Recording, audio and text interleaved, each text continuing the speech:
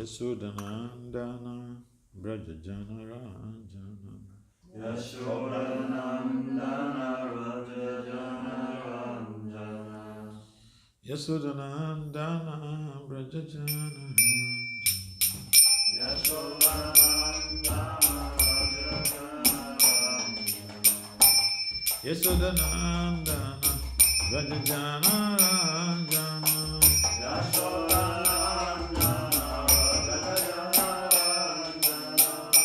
Jamuna Tira Vanatari Jamuna Tira Vanatari Jamuna Tira Vanatari Jamuna Tira Vanatari Krishna Krishna Hare Hare Hare Rama Hare Rama Rama Rama Hare Hare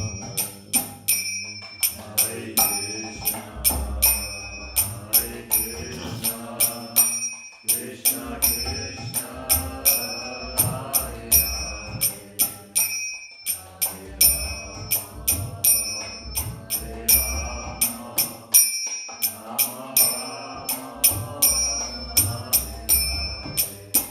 Jaya Prabhupada Jaya Prabhupada Prabhupada Srila Prabhupada Jaya Prabhupada Jaya Prabhupada Prabhupada Srila Prabhupada Nitai God Hare God Hare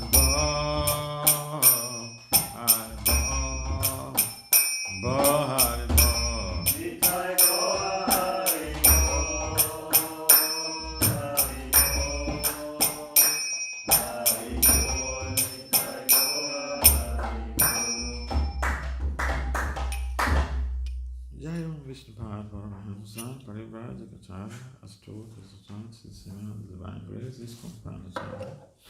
Sela A.C. Bhaktivedanta Swami Prabhupada Maharaj ki Jai. Jai Om Vishnu Pad Paramahamsa Parivrana Kacharya. Asto Tulsatat Systematic Divine Grace La Bhakti Siddhanta Saraswati Thakur Goswami Prabhupada Maharaj ki Jai.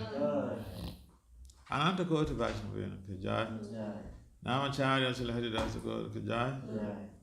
Prem Si Kahau Si Krishna Chaitanya Prabhu Nityananda Si Advaita Gadadara Si Vasadi Si Gaura Bhaktavinda ki Jai. Sisi Radha Krishna Gopal Gopinath Shyamakunda Radha Kunda Giri Govardhana ki Jai. Vrindavan Mathura Dham ki Jai. Navadip Dham ki Jai. Jagannath-puri Dham ki Jai. Ganga Maya Yamuna Maya ki Jai. Srimati Tulsi Devi Bhakti Devi ki Jai. Samaveda Bhaktavinda ki Jai. Nitai Gaur Premanande. All glories of the summer devotees. All glories of the summer devotees. All glories of the summer devotees. All glories to Sigura and Gauranga. Om Namo Bhagavate Vasudevaya. Om Namo Bhagavate Vasudevaya. Om Namo Bhagavate Vasudevaya. Om Namo Bhagavate Vasudevaya. Om Namo Bhagavate Vasudevaya. Narayanam Namaskritya. Narayanam Namaskritya. Naram Cheva Narottam. Devim Saraswati Vyasat. Tato Jaya Mudirayat. Nastapaye Sabhadesu. Nityam Bhagavata Sevaya. Bhagavati Uttama Sloke. Bhakti Bhavaiti Naistiki. Srimad Bhagavatam, Chapter 6, Chapter 13, text 19 to 20.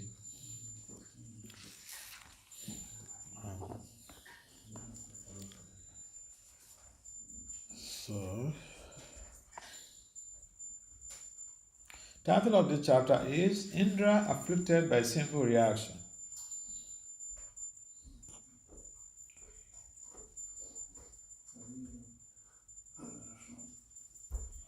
Ate jamani puruse sarva deva mayatmani aswame de mahindrina vitate brahmavadibi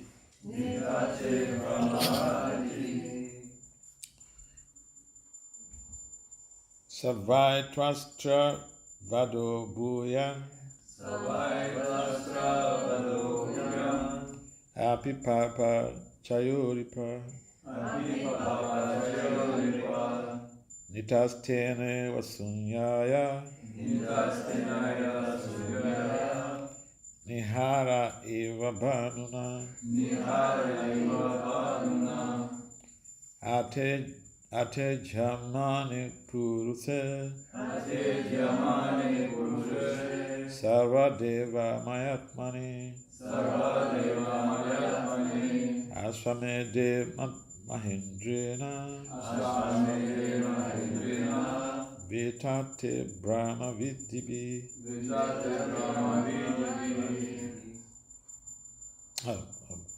vitate brahma vadibi savai trastra vado bhuyan happy papa chayuripa nitastene vasunyaya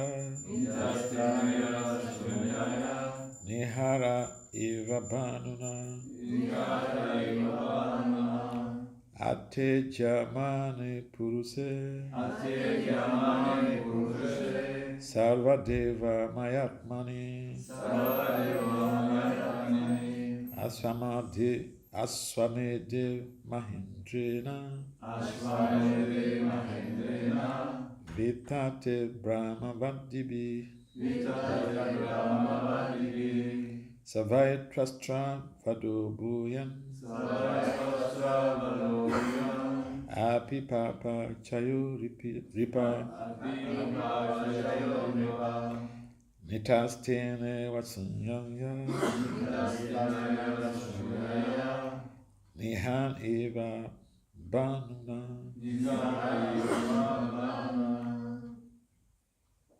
Atyejamani purushe sarvadeva mayatmani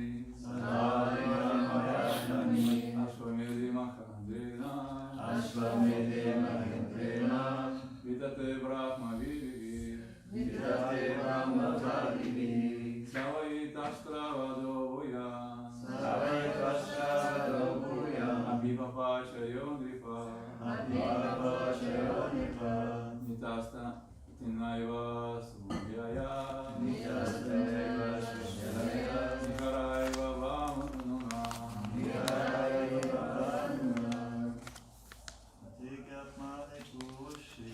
Atyejamani purushe sarvadeva mayatmani ashvamedhi mahendrena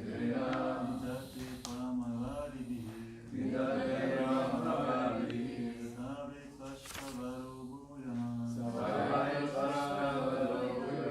abhipapa chayonapa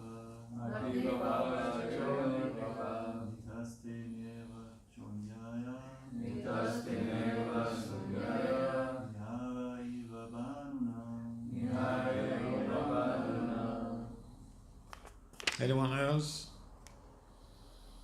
Atyejamane purushe sarvadeva mayatmani ashvamedhi mahendrena tate brahma vadibi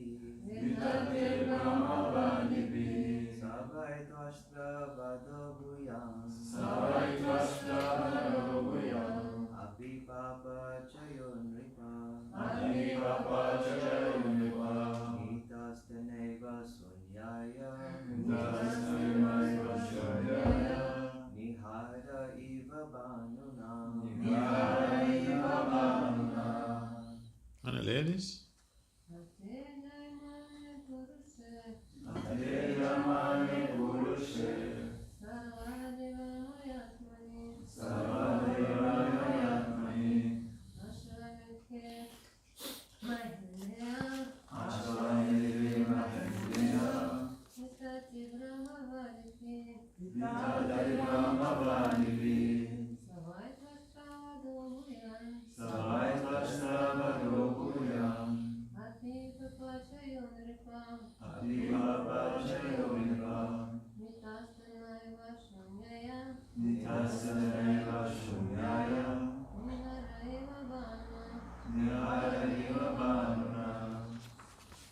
Thank you.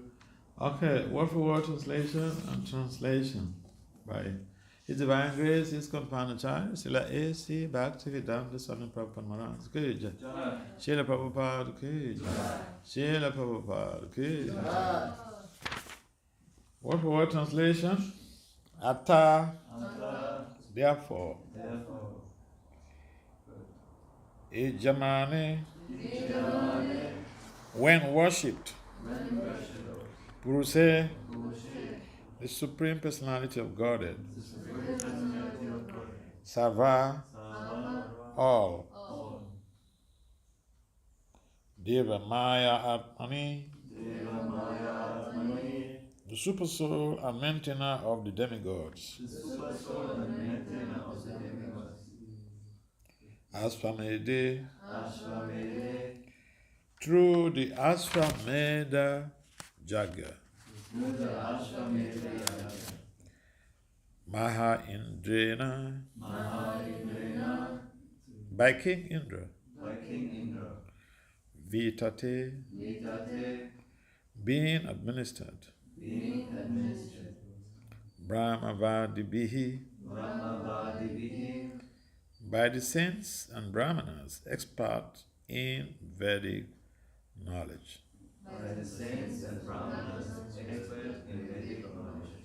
Saha, that.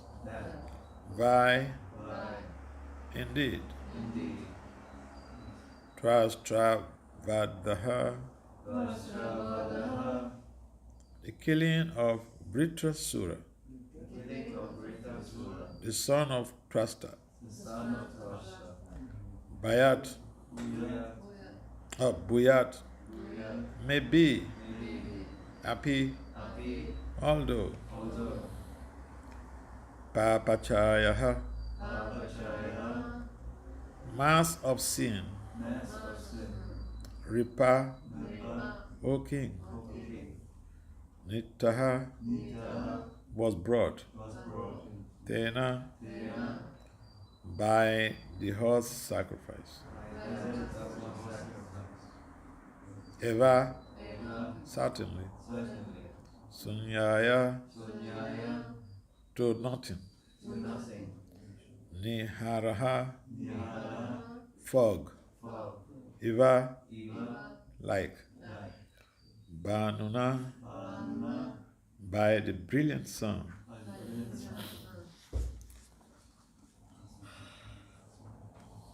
Translation. The horse sacrifice performed by the saintly Brahmanas relieved Indra of the reactions to all his sins because he worshipped the Supreme Personality of Godhead in that sacrifice.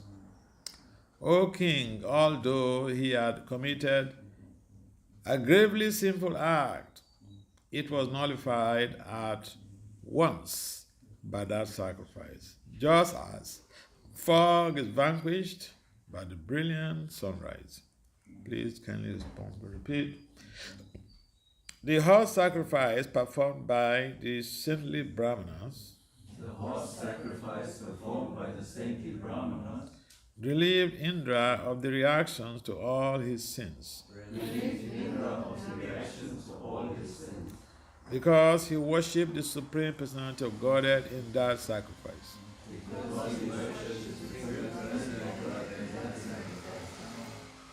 O king, although he had committed a gravely sinful act, It was nullified at once by that sacrifice. It was nullified at once by that sacrifice. Just as fog is vanquished by the brilliant sunrise. Just as fog is vanquished by the brilliant sunrise.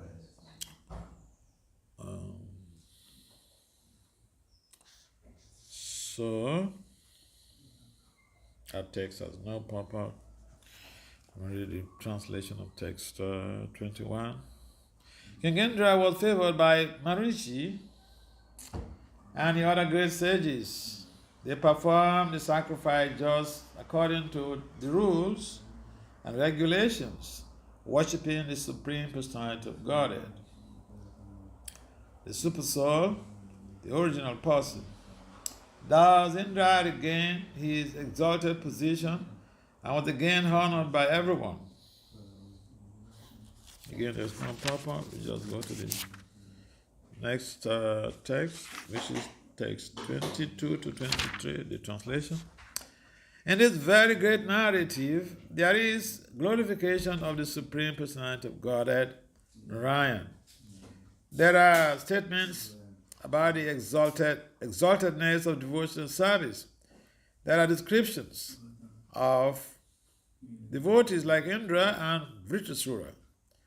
And there are statements about King Indra's release from sinful life and about his victory in fighting the demons.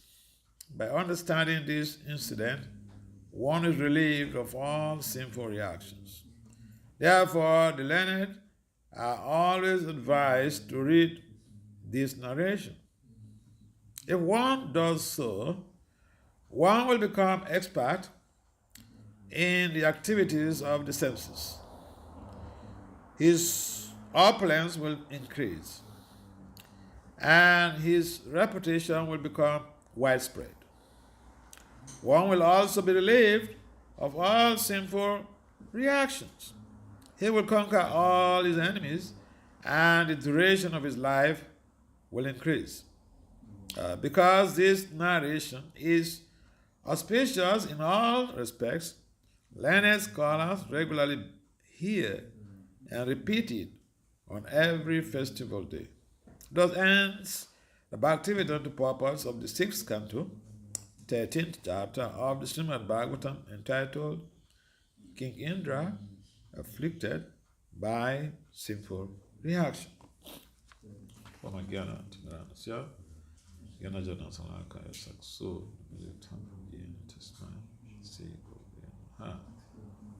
Chaitanya Manovistam, Stapetam Yenabutu, Swayam Rupam Kadamya, Vedati Swadantika. Vande Sri Krishna Chaitanya, Nityananda Sahorata, Buddhaya Puspavanto Chitachandita.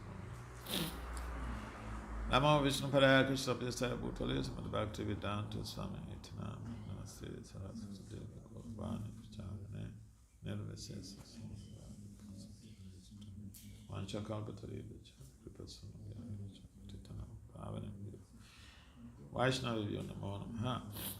So, again we are hearing how Indra regained his position. He lost his position because of unethical behavior. He suffered. He was running hell to skelter to get some relief or protection from his sinful reactions. Sinful reaction from killing Vritrasura. Although Vritrasura was supposedly a demon, see, the whole of this Bhagavatam is like a theatrical performance. Theater artists, they come on stage. Somebody plays the role of a hero, and someone plays the role of a villain. So in the Bhagavatam, also you find that some of these so-called demons are actually devotees. And one thing or the other has impelled them to assume those positions. So the case of Vritasura is also a typical scenario. He had his background, and here we are understanding some things about what follows when we perform sinful activity. Sometimes the reaction is very swift. Sometimes someone may think, I am very smart, I'm very fast. Nobody saw me. Who was there? Nobody. That may be true for material laws. And the police system is such that we are monitored. But the universal police system is very subtle. We don't see any police coming to watch us. Hey, you're doing the wrong thing, boy. No, nobody like that.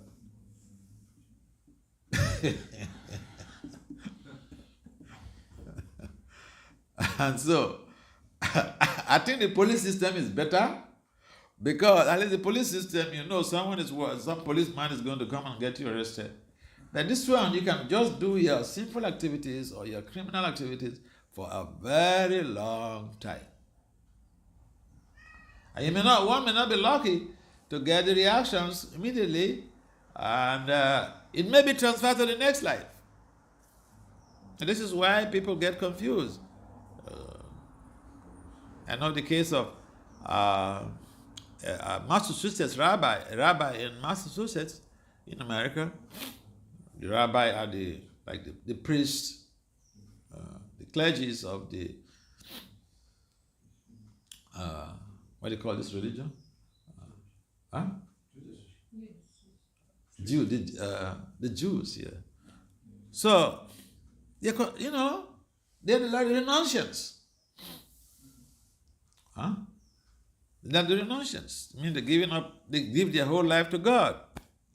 And so this Jewish rabbi, he gave birth to a child that was inflicted with progeria. Progeria is a type of disease. Now, the child is born, and by 15 years, they have already grown to become an adult, an old man, and they wane and they die. So this happened to him. He thought, what? I am a good guy. I'm a priest. I gave my life to God. How could this happen to me? So he speculated and wrote a book titled Why Bad Things Happen to Good People.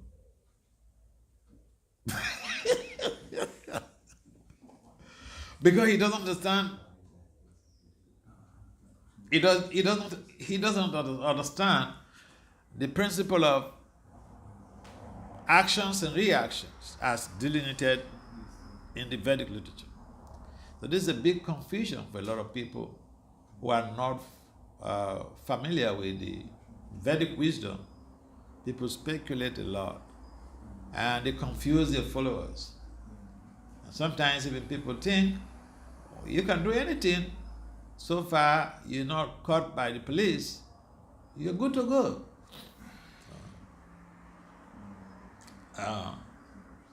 A little boy was told, this was in America, a little boy was told by his father, yeah, you can steal as long as you don't get caught. But then the boy thought, wait a minute, no, I'm not going to do this. So intelligent people, if even they get negative instructions from somebody, they process it. They process it and try to evaluate what to do about that instruction.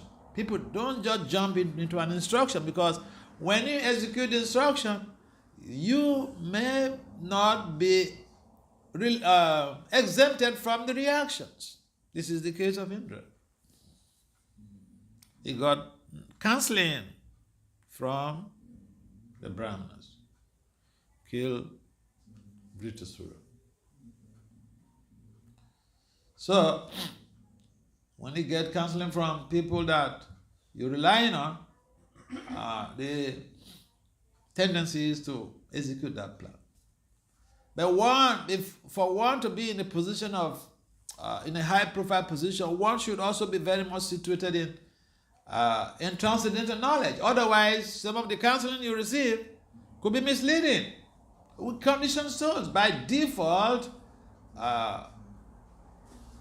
we have that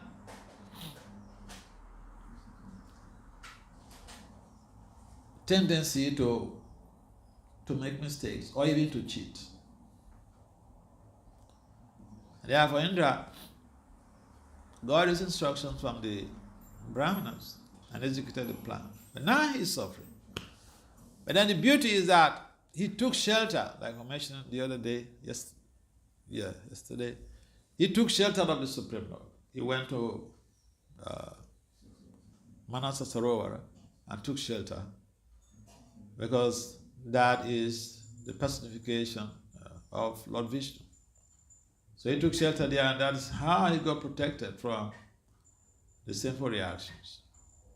And then the Brahmanas recommended, he came, and the Brahmanas recommended for him to perform Ashwamedha sacrifice. The Ashwamedha sacrifice was nicely executed, nicely done. And so it's mentioned in this text that because the Ashwamedha sacrifice, the object of worship in the Ashwamedha sacrifice is Lord Vishnu, not the demigod. A demigod cannot free us from sinful reactions. A demigod may give you some blessings, but they will not free us from any sinful reactions. And even the blessings, they are like ministers. The blessings, they pass through the demigods because they are worshiping the Supreme. So yeah, even the blessings, the so-called blessings we get from the demigods, they are actually coming from the Supreme. But the conditioned soul in most cases is deficient of these fundamental information, fundamental knowledge, that the demigods are simply via medium. And so, Lord Krishna mentions in the Gita that people who do not have sufficient brain substance, in other words, they don't have sufficient intelligence, they worship the demigods. They want what we call in America a quick fix. Quick fix. They don't want to waste time. Go to Lord Shiva, get the quick fix. He will give you. What you use, how you use that benediction, and the reactions that come, is purely your responsibility. So it gives us an understanding how in the network of devotion this very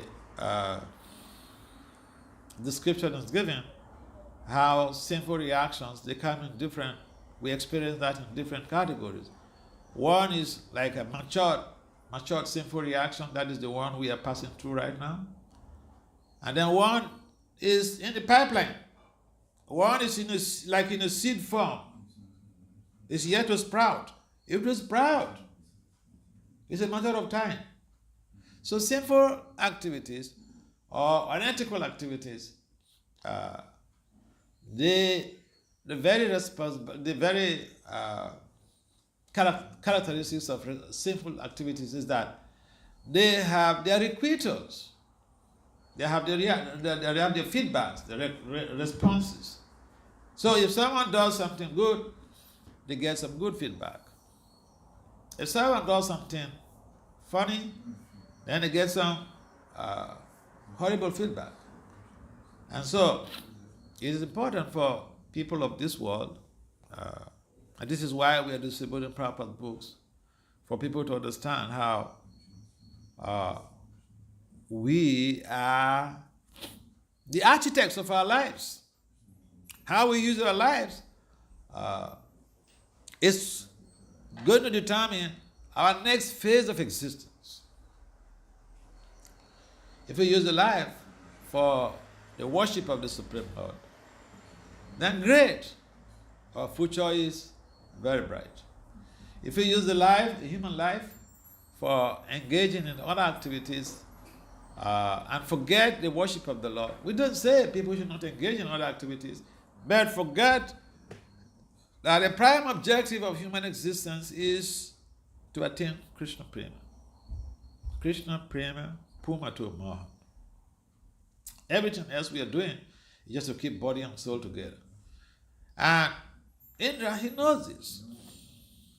But he was under the guidance of a Brahmana. Sometimes the people who guiding you, they confuse you. One boy in India, he was a college student. So in India they have this counseling system. So it was under one counselor. So the counselor, he brought him to his Guru Maharaj. His Guru Maharaj is Gopa Krishna, the late Gopa Krishna Maharaj. So he brought him to Gopa Krishna Maharaj, introduced him to Gopa Krishna Maharaj. You know, when you're cultivating somebody, in most cases the devotee wants to show it to their guru. They cultivated them for their guru. Brought him to his guru and said, this is a college student. We're teaching him the process of bhakti. Okay, so Gopa Krishna took cognizance of that. The next time he met this boy, Maharaj met this boy, was during initiation. So, and he quite remember, he's an intelligent person, he remembered this boy, the last time he met him, he was in school. So this time, he asked, during initiation, he want to give him initiation, so he asked that, when are you graduating? When I graduated from college, the boy said, I stopped college. He said, why? He said, oh, my counselor said I should stop. I should just, stop college. Mother was not so happy about it. So, yes, let's go on to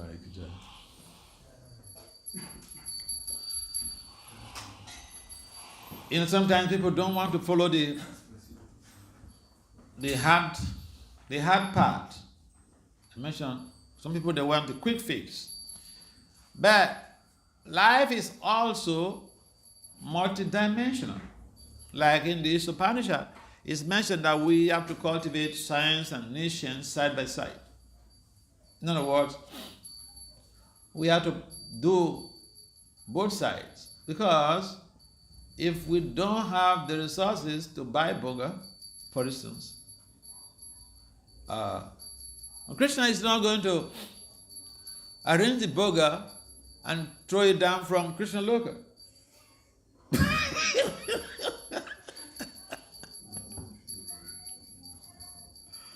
So we could say, well, I just depend on Krishna, Krishna, you do everything. But in practical terms, that's always not the case. Even on the battlefield of Kurukshetra, Krishna was not doing everything.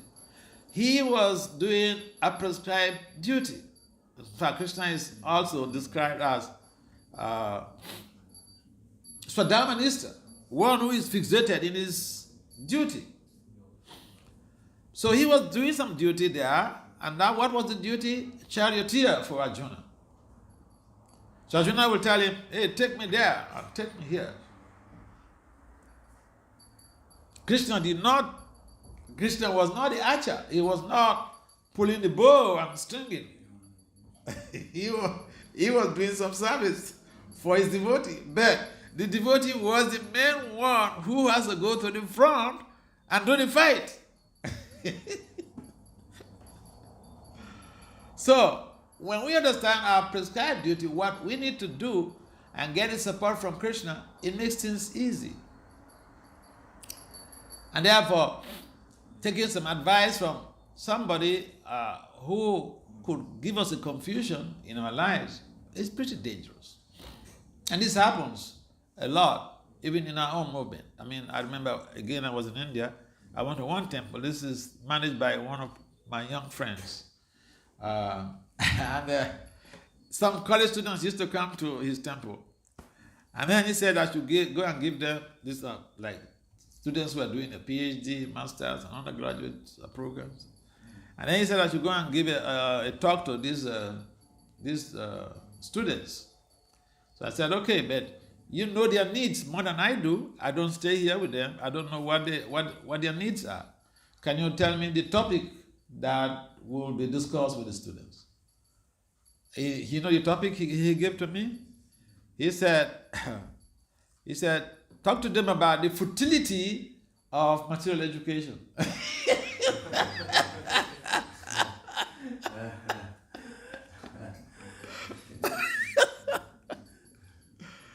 So I told him, come on, why are you so fanatical?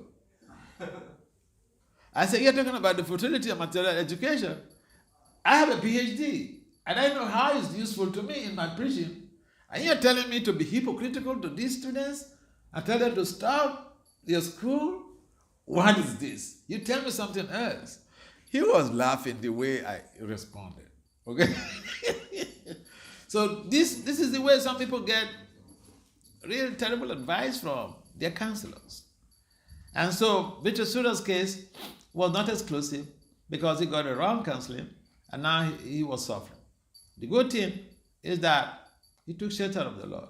Now, this is the difference between a devotee and a non-devotee. A devotee may perform an abominable activity, but when he takes shelter of the Lord helps to vanquish all of the sinful reaction. That is the case with Indra. The Ashwamedha sacrifice was meant to placate the Lord. The enjoyer of the sacrifice was Lord Vishnu. So, and Lord Vishnu is the only person, or Krishna is the only person, who can release the conditioned soul from sinful reaction. Nobody else, not even Lord Brahma, the supreme Lord of this universe, not Lord Shiva, not Ganesh, none of the demigods. It's only Lord Krishna who frees the living entity from sinful reaction. And so it is important for us to be able to imbibe a culture of reliance on Krishna. And in as much as we don't go back to commit sinful activities, we'll be protected. Prabhupada gives example. Sometimes people ask, well, I've been a devotee for so many years and I'm still suffering. How is that? So Prabhupada gives the example of the fan. The stellium fan, when you switch it off, it's still rotating. But there is no electricity there. There is no power there. You can't hold it. In other words, with time, the fan will stop. It's been switched off. So, when we switch off our sinful activities, naturally, we get relief from the intense reactions that come with sinful activities. So that is the beauty of devotional service. Another description is given in the Bhagavatam that when one is worshipping Lord Krishna, the ocean of material existence, which is due to sinful reactions for the living entity, ocean of material existence becomes so small, like a calf's hoof print. So any baby can just jump over the calf's hoof print. It makes it so easy. This is the power of devotional service. And so we should be able to appreciate what we have, what Prabhupada has given to us. And here, in this very last text, it is mentioned about the benefits of hearing this narrative. Indra being afflicted by sinful reactions. Just by hearing this narrative, one becomes free from sinful desire, from sinful reactions. Just by hearing, see the power of Bhagavatam. So, of course, it's also mentioned each time we want to discuss on the Bhagavatam, one of the slokas, prayer reading, or prayer discussions on the Bhagavatam is Nasta Prayesu Abhadisu. By listening to the Bhagavatam or by reciting the Bhagavatam for others to listen, all the bad things that cloud the heart of the living entity, they become clear, almost to zero, just by attending the Bhagavatam class or just by reciting. So this is reconfirmed here that this story, which is subsumed in the Bhagavatam, has the power to relieve one of sinful desires. By understanding this incident, one is relieved of all sinful reactions. Therefore, the learned are always advised to read this narration. And the devotee is the most learned person. We have this routine service we do every morning. We listen to the Bhagavatam. And this is one of the benefits we receive. Not only acquiring knowledge, but we also become purified. Oh yeah. Any comments or questions?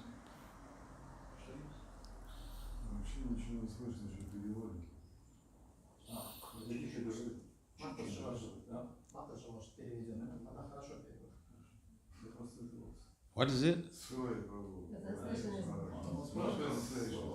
Huh?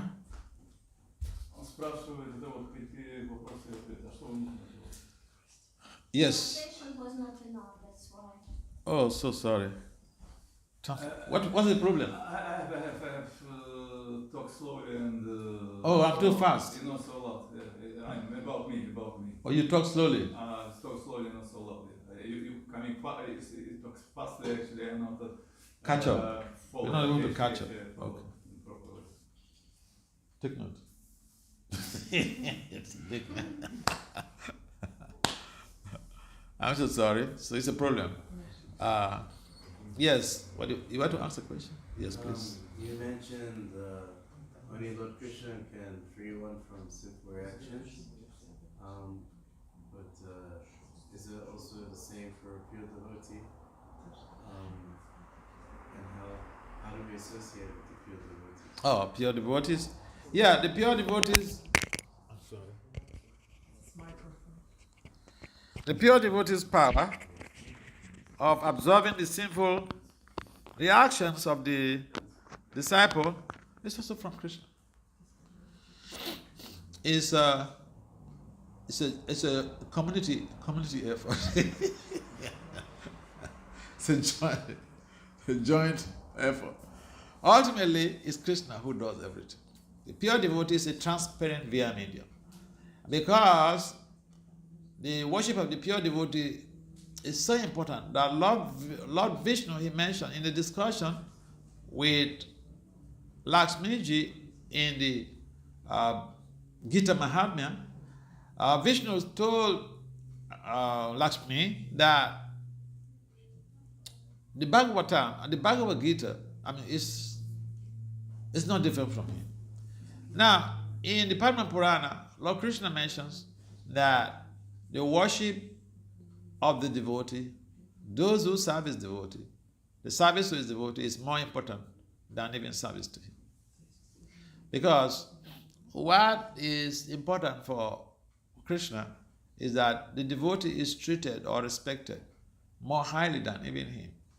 Most people can't really interact with him. So his representative is there. And if that representative is honored, then he's very pleased. So yeah, that is just one of these very cute secrets of devotional progress. That you just, Mahat Seva, Dora Mahu Vimukti. You serve the pure devotee, the pure soul. And the doors of Krishna Loka, the doors of the high heavenly planets, they are open for ingress. This is just a secret. If we serve the devotee devotee of the Lord, we can rest assured that he will take us by the hand. Even Prabhupada, in his poem, when he was aboard the Jaladuta, one of those texts, I love it, one of those verses, I love it very much. He mentioned that Krishna Taba Punya Habe Bai, E Punya Koribe Jabi Radharani Kosi Habe, Druva Ati Bole Tumaita. Now, he said, brothers, oh brothers, if we want to please Krishna, if we want to attain Krishna, just please Radharani. So it's the same thing. Radharani is ultimately the captain of the ship.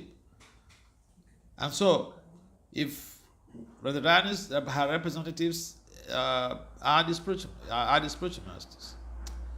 And so if we please the pure devotee of the Lord, then Radharani is pleased, Lord Krishna is pleased. That is the verdict of the Shastra. So we have, the GPS is giving us the shortest route. Yeah. Yes, any other comments or questions? Yes. I'm sorry for the question. I'd like to know about the responsibilities of Vishnu, if there are some. What is he responsible for? Oh, Vishnu? Vishnu. Yeah. To make us free from our sinful actions. What else? Yeah. Thank you. Vishnu is the maintainer. There are three devotees.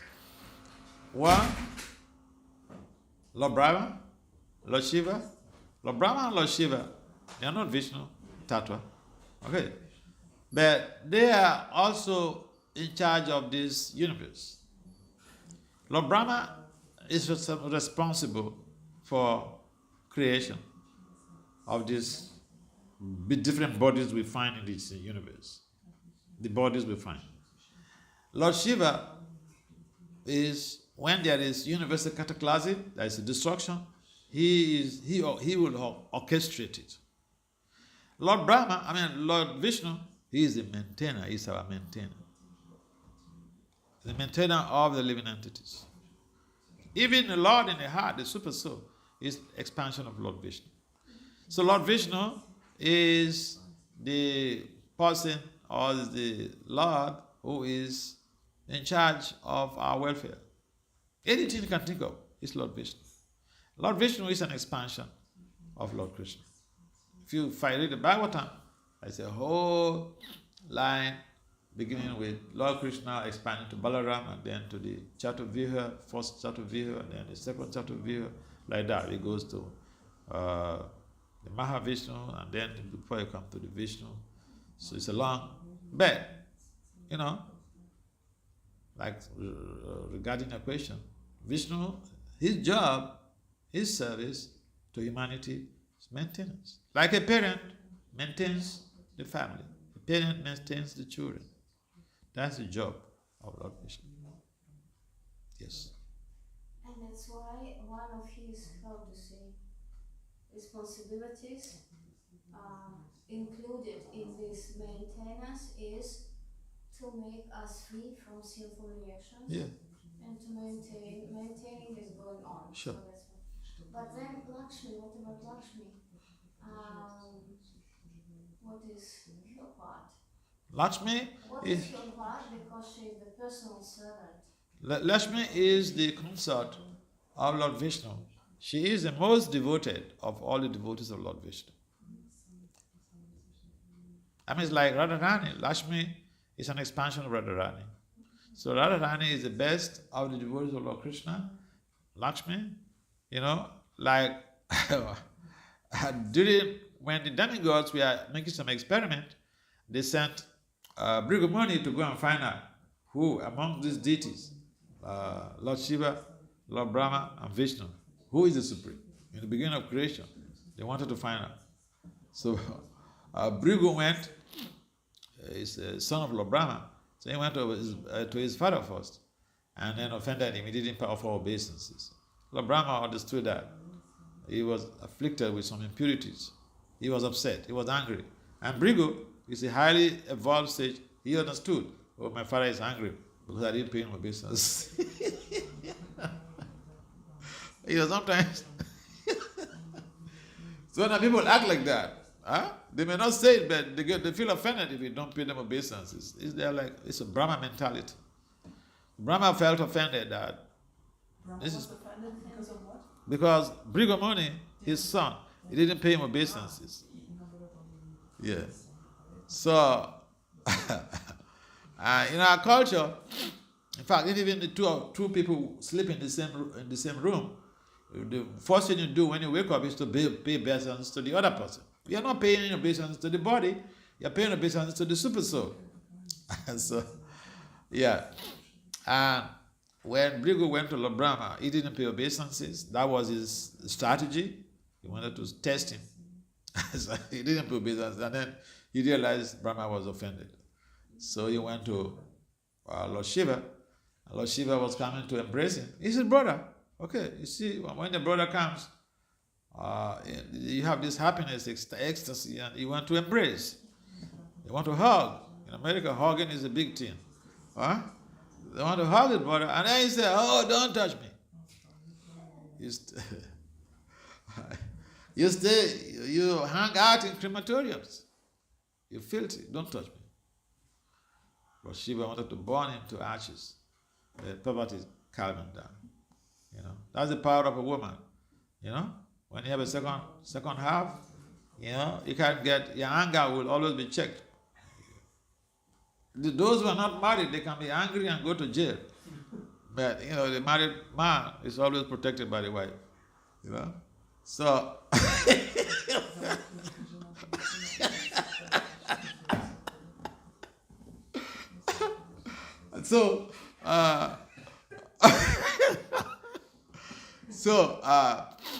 Parvati said, he said, brother, come on. He said, brother, don't worry. So, but then when Brigu went to Lord Vishnu,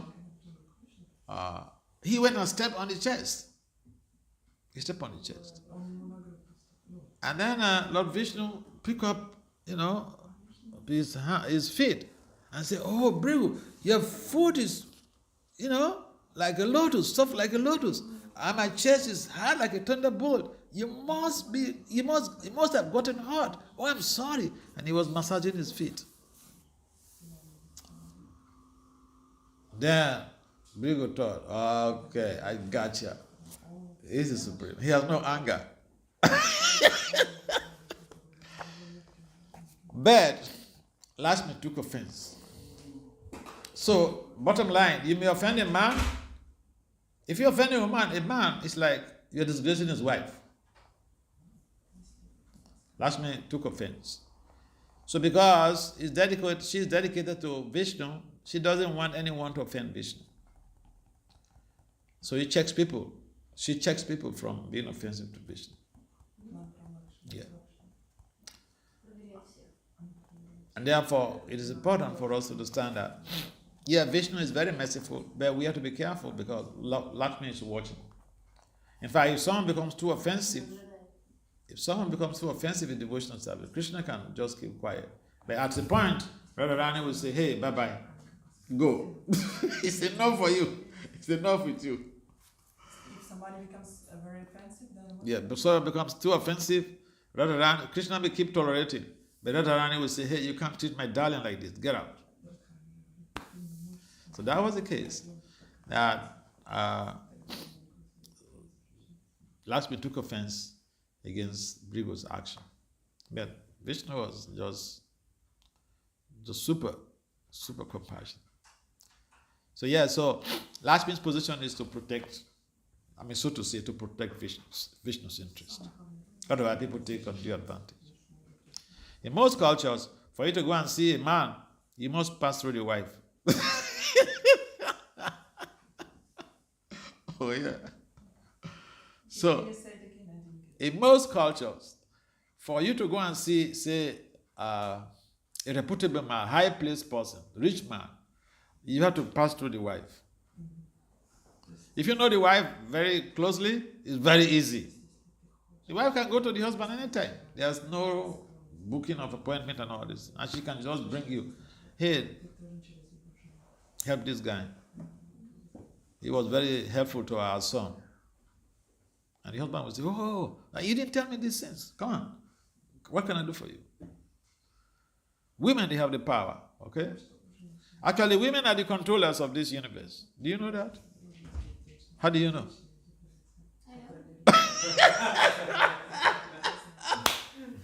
She says he knows. That is good to know that you know. You know? All right. Any other last comment or question? Yes, Babu. You mentioned about how counselors can confuse a devotee. Yeah. I was discussing with devotees about our movement, and I remember walking past like churches, and they have sessions for counseling. Just like we have darshan times, there's like a section for that. So, what does it mean to actually get counseling and at the same time not take the position of a guru? What is the role of a counselor, and how can we apply it in our movement? Yeah. And it's a serious thing in our movement right now, because I know of typical cases where people get some type of, they're misinformed. In most cases, we counsel based on our own idea, not for the pleasure of the guru, not for the pleasure of Krishna. So that is the problem. Therefore, for instance, the Siksha guru, like I was in South America one time, and someone approached me, one lady approached me, one devotee approached me. Can you be my Siksha guru, Maharaj? She's initiated.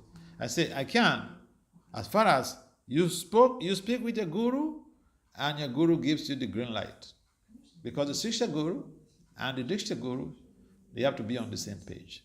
This Siksha guru cannot give an instruction which is counterproductive to the Diksha guru's ideologies. Each and every person, yes, even the gurus, they have the same mission on this planet, to spread Krishna consciousness. But they have these different commissions. They have completely different commissions. What type of preaching they're doing, they come for different type of preachings. And so a guru who is, for instance, engaged in some type of high-profile preaching and all these things, will give instructions to his disciple, very hard and difficult instructions. I'll give you an example of myself. See, Bhakti Swami told me, hey, Vasudev, go and preach to the professors. My guru, he gave a very hard instruction to me. At that time, I was not even having a PhD or a master's degree. And then he said, hey, Vasudev, go and preach to the professors. Other devotees are going to preach in colleges, go and preach to students. Here he's telling me, go and preach to the professors. What?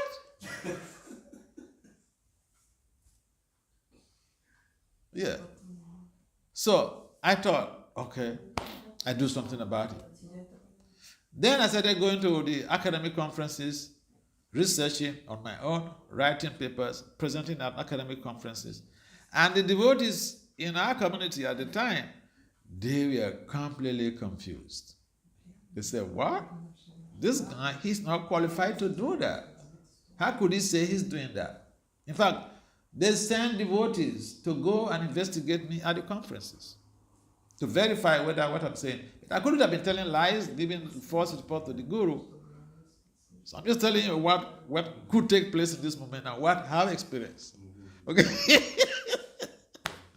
So even my boss was not happy with what I was doing. But this is the instruction from the guru. Okay, so my point is the counselor has to they have to be on the same page with the guru. They have to know the needs of the guru. They have to know what the guru expects them to counsel their devotees about, so that it doesn't seem as if I want to just counsel people based on my desires, my needs. It's not about my needs or my desires. No, somebody, for instance, also I have my own ways of dealing with people who come to me. And I remember I was in France I was in France earlier before I went to Germany. Before I went to Switzerland and then I came to Germany. So when I was in France, we went for a retreat. And so the boy who picked me up from the airport, his parents are devotees. So his parents are initiated by Karma Maharaj. So I was telling him that, Karma Maharaj was my best science friend. So he was shocked. I said, yeah. And I told him some incidences that transpired in our lives. So, and then I told him something. I told him something about his professional life. And he was shocked. He said, but, I never heard of this from any guru or from any Swami. Because what they tell you is something that most of them, what they tell you is something that has to do with immediate need. But now you're telling me to do something that have to do with strategic planning for my future. Not only about chanting Hare Krishna, but also because he was going to get married. So I was telling him what he needs to do and all this is to plan for that. So, and my interest was completely on him, not about, making him my disciple or whatever. No, I just given ideas to people about how to channel their energies to be able to integrate their professional development if they are living outside, to be able to integrate their professional development and sadhana. So the bottom line is that, I've seen cases where I remember one guru, he was speaking to one of his disciples, and he said, "Oh, you are a mini guru already." He said, "You're a mini guru." In other words, you're assuming the power of the guru. Yeah. So we've seen this. People come, in some cases, they work so hard to attain some position, but it's all about, in most cases, it's all about power and control. And they want to attain that position, they want to control, but then it seems as if they are doing it for the guru. But in some cases, no. They're doing it to satisfy their own means. They want to exercise their power, want to exercise their will, and this type of things are going on. And sometimes the devotees are micromanaged. Sometimes they are even emotionally abused, but all in the name of devotional service. And when we do this, we hurt devotees' feelings, emotions. We don't get free from the reactions. Whether you're a Paramahamsa, you hurt a devotee, you are bound, you're responsible for the reactions. And look at the case of Indra. Indra is a devotee, but he does something unconventional, unethical, and now he has to suffer the reaction. So back to your point here, the counselor and the person is representing should be on the same page so that it doesn't seem as if he's walking towards his own agenda. It should be the agenda of his guru. Yeah. Any other last comment or questions before we leave? Can I ask you, what in the fifth canto it has some description what is Indra, is it not also like a devotee, just he is like avatar of the Lord actually, because he's had to, this is post of the King Indra, yeah? And how possible what is, really actually is talking actually because, as example, what is, sometimes in the Srimad Bhagavatam is they have some application what is, for the example, what is Bhagavan is not, is it has some words for the like Bhagavan is it used for the Indra or for the some elevated soul. Yeah, like this actually, and is in this way actually there's also explanation have about Indra what is not only ordinary, not sorry, ordinary devotee, but it's actually like avatar as also actually. How, for example, possible what is avatar as a reaction actually for the for his simple activities. If he is really actually on the narrated by, I mean actually on the post by Lord actually. Yeah, thank you. Avatars are Vishnu Tattvas. There are different type of entities. There's the Vishnu Tattva and the Jiva Tattva. The Vishnu Tattva are the Vishnus. They don't have any actions and reactions.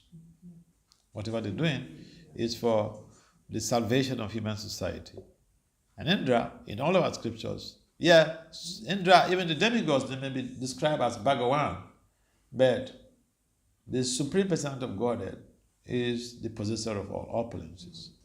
And so, if we understand, if we read the Bhagavatam properly, we see even how Indra was born.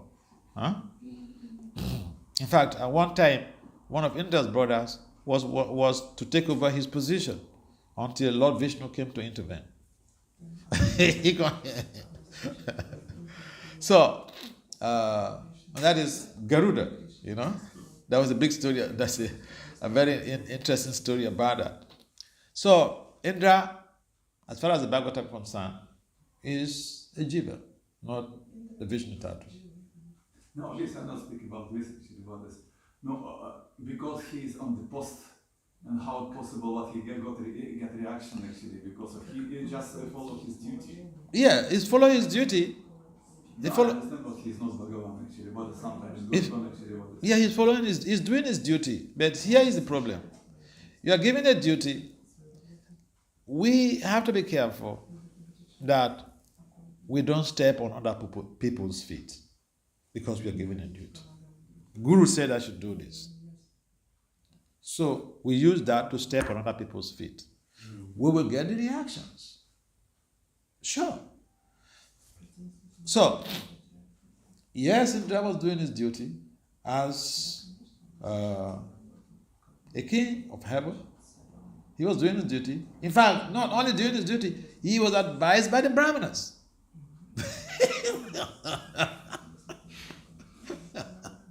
Was advised by the Brahmanas, kill him. But, this was the result. So, in other words, when we even get instructions, we should use our number 6 to evaluate whether this is something that is violent or not. Violence means, according to the American Psychological Science Association, violence means when we hurt someone or a group. Now, one of our rules and regulations is non-violence. We don't eat fish, meat, or eggs. Why? Non-violence. So we should look at ourselves. We may not grossly go to eat meat, but in some cases we're committing violence every day against each other. We hurt each other. We hurt each other. And that is violence. And so, here, Indra kills somebody. That is violence. A devotee is supposed to be non-violent. And therefore, he was paying for the reactions. Now, let's get these points clear. Even for those who are supposedly devotees, if they commit sinful activity, they get reactions. Sometimes the reaction comes very swiftly. Oh yeah, that's how it works. And that is the reason why we have fall downs also in the spiritual communities and spiritual practices. That is one of the reasons. Because someone assumes a position and then abuses that position. Uses that position to victimize people instead of using the position to salvage the devotional culture of people around. I've seen this. I've stayed in this movement for 40 years. and I've seen all this stuff. Oh yeah. So, our lives should be lived in such a way that to avoid any trouble, avoid hurting anybody, we should live, Bhakti-Chitta Swami recommended that we should live our lives and treat each other the way we treat our most beloved. Then we will not be vulnerable to offenses.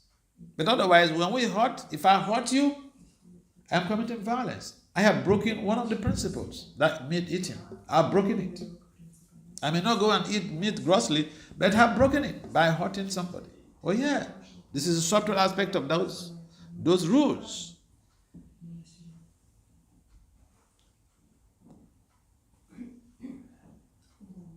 God. No, is it always work actually? What is it principle of the?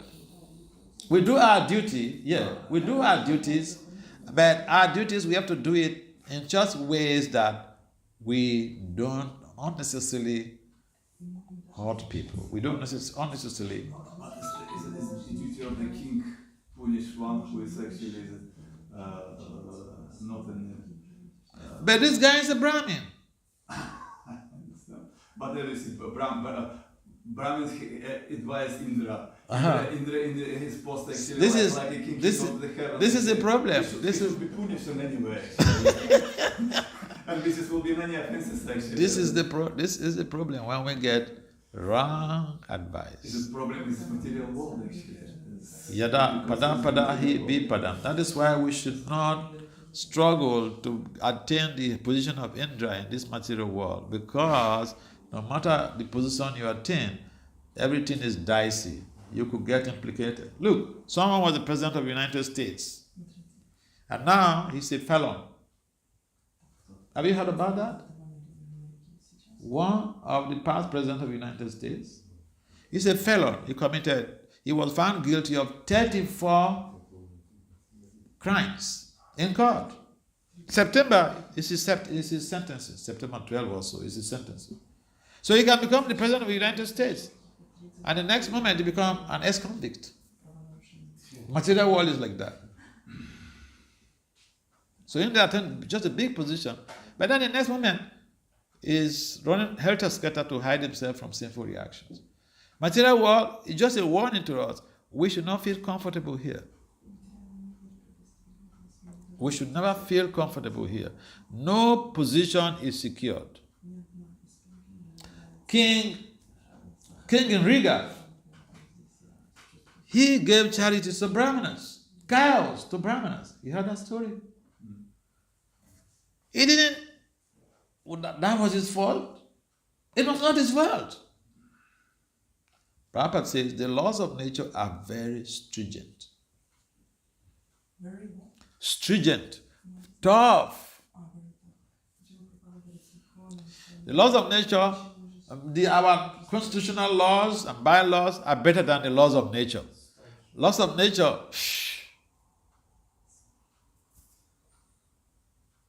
you can't jump the gun. You cannot jump the gun. No way. The laws of nature, constitutional laws, you go to court, you commit crime, you go to court, the judge may excuse you or may just discharge you and say, oh, you're a first offender, I warn you, don't do this again. You go. Laws of nature is not like that. First offender is not there.